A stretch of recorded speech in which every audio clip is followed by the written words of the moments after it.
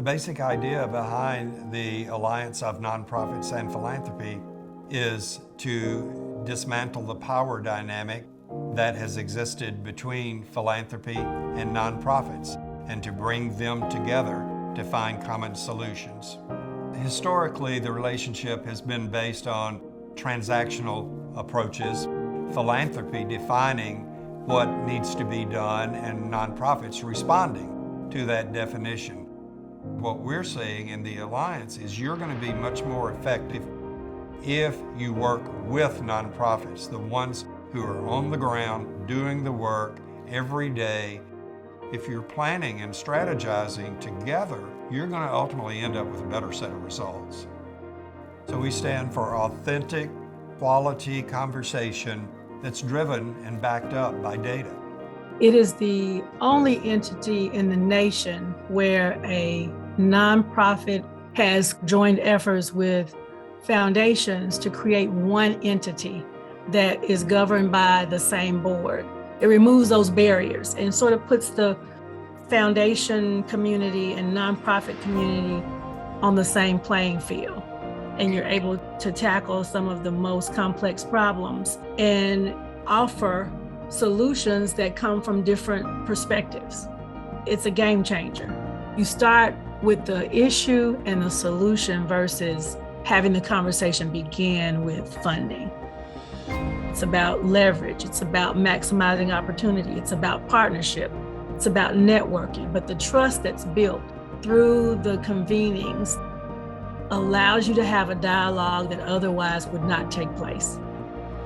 As the Alliance has evolved, we have definitely seen a change in the level of commitment, the level of awareness of the importance of racial equity in this work. If you take a look at what we were able to accomplish together around the Better Together initiative with Jackson Public School District, we saw the conversation move from scattershot, individual, siloed thinking and approaches to the end result, beautifully connected, inclusive, collaborative approach to tackle one of the biggest issues that the city of Jackson and the state faced. Moving to a point where there's a strategic plan, solid leadership in place, and that never would have happened without the level of collaboration and partnership that was led by the Alliance.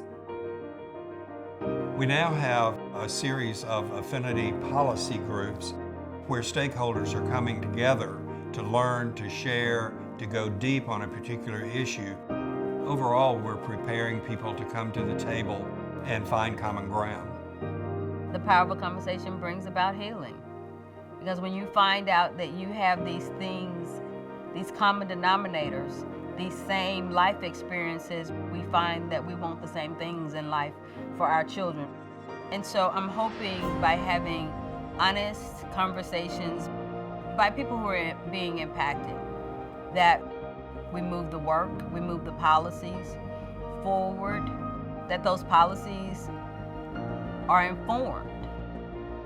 I think one of the beauties of the work being done through the Alliance is that it does allow us to rethink Mississippi's story and to reframe that story from one of deficit to one of opportunity. If we think about how together we do things, how dependent we are on each other to see positive results in this state, it's a very different frame of reference than we've usually thought of when we talk about Mississippi. I love that. I love changing the frame. I love changing the message, and I love having the data and information to back up the fact that those changes are happening. One of the examples that has come out of our affinity policy work was the approach that we took to bridging the digital divide. And that started through a conversation with a partner, the Barksdale Reading Institute.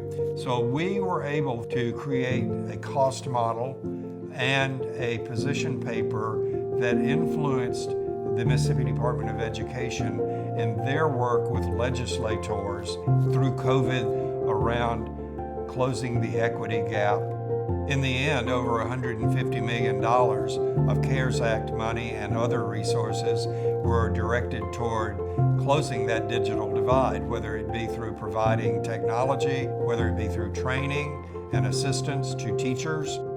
I think it's important to emphasize we don't exist without the philanthropy and nonprofit members.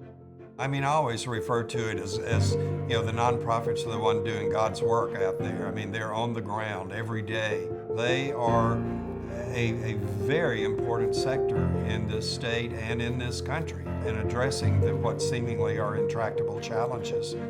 Federal programs take time, and nonprofits have that flexibility to adjust to very imminent issues and concerns. And the Alliance is that exact conduit that we need to make that process seamless or much faster. I live in the medicine world. To have a clearer understanding of what the homeless shelter does or the food pantry does, that is something that is crucial for the Alliance and all of its partners to be working on, is to link those individuals together.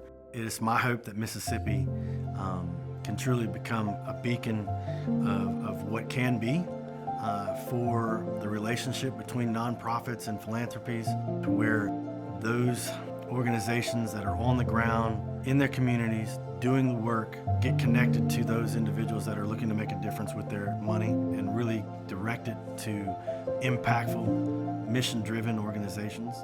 This model is definitely one way to do that. We have the American Rescue Plan, for example, that just funded us $1.8 billion. In addition to that, $1.6 billion to education. So all of those will be a part of how we shape the future of the American Rescue Plan, which is billions of dollars to Mississippians, and to have it spent correctly is critical. We don't want this for 1 or 2 years, we want it for 1 or 2 generations. And so it's very important that we continue that process, where we have these nonprofits that are issue-oriented on one topic or another, giving us input into the legislative process. So the Innovations Lab, it provides the platform to train, to certify, and to match nonprofits and philanthropy so that they are working together toward common goals. The aha moment was really engaging with this diverse group of leaders across the state. It helped us to not duplicate our effort, but to streamline them so that we will all be doing the great work of moving Mississippi forward.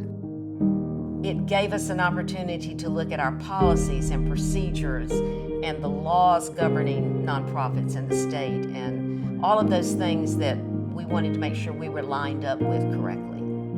I think all of us in nonprofits here want to see the nonprofit sector in the entire state promoted and expanded, because none of us can do this alone. Working together gives us an opportunity to spotlight what's going on good in this state. And we're ready to become a model here in Mississippi, but also for the nation. And so our idea is that this is really a standard of what we want to use to show that people across race, across class, across culture, across religion can really come together. I like to say that we're living in a real moment right now. The real spirit of Mississippi coming forward with a broad base of Mississippians that's doing this work. I think there's no way that we can be stopped. We are lifting off and developing into a model that we know will be a national standard of best practices. Right now, we have at least 40 organizations participating in our affinity groups, and that goes across health, economic security, and workforce development and education. I think the implication for national funders to get on board is that there's hope in Mississippi, there is growth, there is collaboration, and there is innovation that is coming out of our state. And we're just excited to be able to share this with the nation and to share this with the world. Having grown up in Mississippi and having been away from Mississippi for some 25 years and then come back to Mississippi, this is just the most exciting work I can imagine that we would be doing. And in fact, to know that we're on the forefront, the cutting edge of this work nationally is a pretty remarkable thing. It takes commitment, it takes dedication, it takes perseverance, it takes building trust, it takes spending the time to create and nurture the relationships that hold it all together. I think we should be excited about what's happening in Mississippi because we've seen so much transformation, and it's because we've made the decision, the conscious decision, to work together and make connections that we've not made in the past. And I think that has made all the difference. So I think the future of philanthropy through the work of the Alliance is about continuing to expand connections, grow connections, attract new funders to the table by virtue of the work that's been done. Because the core of resolving our issues will fall at the community level. And I think that the Alliance embodies this. Cooperative planning, intelligent study, and group action. All three coming together in a place through the Mississippi Alliance, a container, so to speak. It makes our work easier. We have a state level go-to entity to connect the dots on all of the work that's important to us, whether it's racial equity, leadership, community engagement, health equity, employment equity, to serve the children and families of Mississippi. And I think this is what it's been all about from the very beginning.